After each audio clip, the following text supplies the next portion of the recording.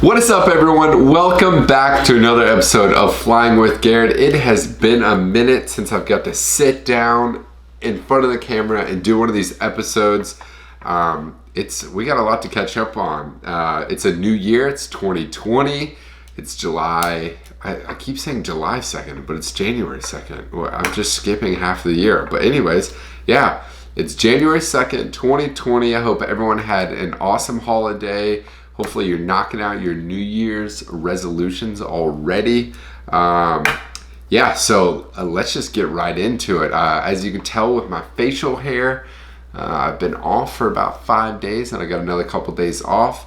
And then it's back to line flying for me. Really no more reserve, a little bit this month. And then at the end of this month, I've got recurrent training, which I'm gonna make a completely different video on that, where I just talk about what airline pilots do to stay current, which with my airline, we come in once a year, do a little bit of systems knowledge, and then we go knock out some maneuvers in the simulator for 2 days. But anyways, new year, some goals I have in place this year is just YouTube domination. Like, I'm just trying to take over not really take over, but just kind of just supply just tons of videos out there in the airline industry. I really am excited for this YouTube thing. It's an awesome milestone, crossing 50,000 subscribers. I did that. That was a goal for me to do it at the end of this last year. So we just rolled over that. I'm so fortunate to have this subscriber base, these viewers. You guys are awesome. All the love and support on all the previous videos, whether it's episodes like this or vlogs.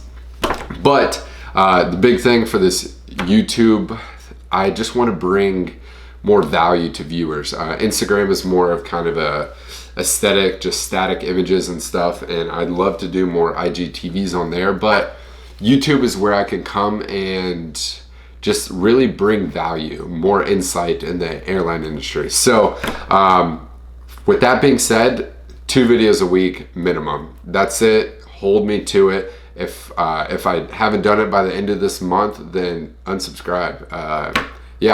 That's what I want to do. I want to 2 videos a week minimum. I just want to bring as much value as possible. So I'm not sure really where I left off on the flight apparel. If you're, if you're new here, I did launch a apparel company called Flight. The t-shirts did really, really well. You guys are awesome. There's still a couple left. I'll throw the link in the description below, or you can follow Flight Apparel on Instagram. But we're coming out with hoodies. This is just such an awesome hoodie. It's so warm. I love it. It's got a really upgraded, like, the strings with metal at the end. And then my favorite thing is the 3D rubber logo. So you can see it's 3D, comes off. Super high quality. I love it. These aren't coming out until February, so stay tuned for that. Got a lot more to come with Flight Apparel. But anyways, you came to this video to see how I fly for free. And when I say fly for free, travel for free. And a lot of you know, we get flight benefits. A lot of airline pilots get flight benefits, at least in the United States. I'm not sure how it is overseas. But with my company, we do essentially fly for free. And I'll kind of break that up and how we fly for free. So the first thing is non-rev travel. So with non-rev travel, as you or most of you are revenue passengers, you pay for a ticket, you get a confirmed seat, and you really never have to worry about that unless there's an oversold situation. But for me, how I can non-rev travel is I can just list on a flight. Let's say I want to go Charlotte to New York, and I can just get on my phone. Let's say I want to go 3 days from now. I get on my phone, I list Charlotte, New York. It'll show me the loads, meaning how many seats are available, what flights throughout the day, each seats, what kind of non-rev priority list there is. So, and I'll get into that because we have different priorities on the non-rev side of stuff. And then I list for the flight. The biggest thing is checking in now these days. So with my company, it is 24 hours prior. So everyone sets their alarm just a few minutes prior to that 24-hour mark.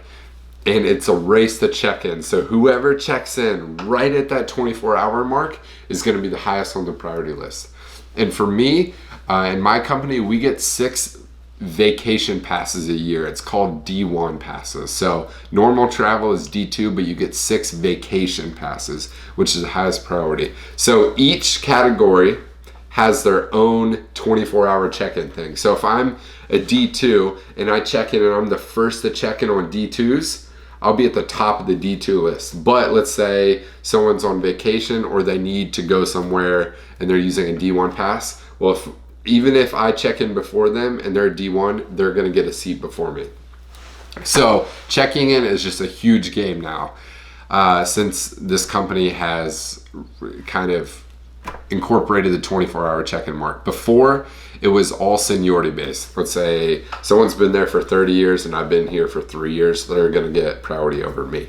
Now that was a big kind of, like a lot of, especially when there was a big merger with the company, I believe that's when they changed it over. A lot of people weren't happy with that, especially the really senior people. But that is just how it is now. So 24 hours, you book a seat, and you never know if you're gonna get on the airplane until you get there. That is the biggest like stress with non-rev travel. And yeah, I know a lot of people will say, oh, well, you don't pay for seats, like who cares? It really does suck. Let's say you have a cruise or something. That cruise ship is gonna leave without you. So if you've got to get somewhere, a lot of pilots will buy tickets for those. We get a discount, at least with my company. If we want to buy a ticket, we get a certain percentage off. It's nothing crazy, but that at least guarantees us we're going to get there. But so you kind of just, when you want to go somewhere, you check flights and you see what we call them the loads, the seats are. And if there's a bunch of seats, then you will most likely feel comfortable and you won't have to buy a ticket.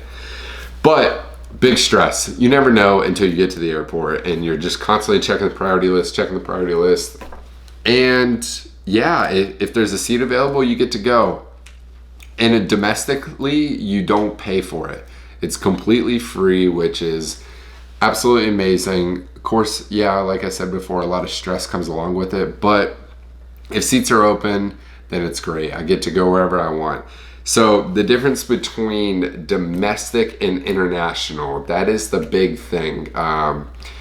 So if I want to go international, I do pay for it, but kind of not really. Like, for instance, I flew, when I did my around the world, if you saw those previous vlogs, I flew from, let's see, Charlotte to Vegas, Vegas to LA, LA to Japan, Japan to, where did I go? The Philippines to Hong Kong, Hong Kong to Dubai, Dubai to Rome, Rome to Chicago, Chicago to Charlotte, all for less than $500.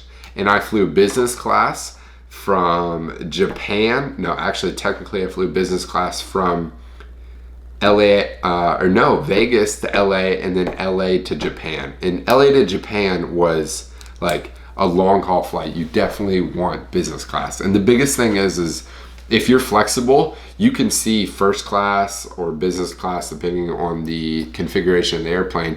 You can see what those categories are and what the loads are in each cabin. So that's a big thing. If you're flexible, you can take a later flight maybe that day or the next day if first class is open. You know, for a flight like that, I don't remember how long it was, but it was over 10 hours, and that's a long flight, so it's nice to ride up front for sure. You know, you get the lie flat seats, but you do pay for it a little bit more. The taxes, you do pay taxes. So like I said, I did all that for $500. And then for like I flew with my company, all the domestic, and then LAX to Japan, to Tokyo. And then we do something called Zed. So you have code share with a lot of these companies. I can list on there as an employee, and those tickets are really cheap. And you can list on the Jumpsy, which is free, and they will give you a seat in the back if there's a seat open. So like I said, I basically flew all around the world a couple times in business class for probably $500. And like I said, the taxes are the highest, probably coming from Europe back into the United States. But those taxes, like London is the most expensive. It might be around $200. But that's how I travel for free. It is a wonderful perk of being an airline pilot, but it also comes with a lot of stress. You know, like that flight to New York, let's say it's the morning of, I'm all packed up, I'm going to New York, and a flight cancels early that morning. And then all of a sudden, those 160 people or whatever that were on that flight are going to roll over into other flights. And they're going to be on the standby list, but they're going to be revenue standby passengers. So they are way higher than non-rev standby passengers. So it's a beautiful perk. Flying around the world, you know, in first class a lot of the times is amazing. But like I said, it does come with stress. Now, for me, being that I do not have any kids or anything, I tend to be pretty flexible with traveling. So my company has something on the travel website called Best Bets. This is beautiful. This is my best friend, hands down. So Best Bets, let's say I want to fly out of Charlotte, which is where I live and which is where I'm based. I can put Charlotte, and let's say I want to fly out next Sunday. I can put Sunday, and it'll have a domestic and an international category. And they will list from most amount of seats to the least amount of seats, the best bets of me making that flight. So that's how I pick destinations a lot of the times, especially if I want to go international. I'll go in there, best bets category, international out of Charlotte, or maybe JFK or Miami, because there's more flights out of those two hubs. And I just see, you know, there's first class to Rome. I might go to Rome for the weekend, or, you know, or Madrid. That's how I normally pick my 24-hour layover videos that I do. So that's my little insight of how I fly for free. It might be a little clickbaity because I am an airline pilot, and a lot of people do know that pilots do get flight benefits. Non-rev travel can be your best and worst friend sometimes, especially when you get stuck somewhere, you know, like I said before, with flights canceling and stuff. So if you guys enjoyed this video, let me know below in the comments also what you want to see on the next episode. 2 videos a week. I'm really going to be cranking them out. Might be shorter videos like this, but if you enjoyed it, hit that thumbs up button for me. Subscribe. A lot of stuff coming for you guys. And I'm glad to be back, and I'll see you soon.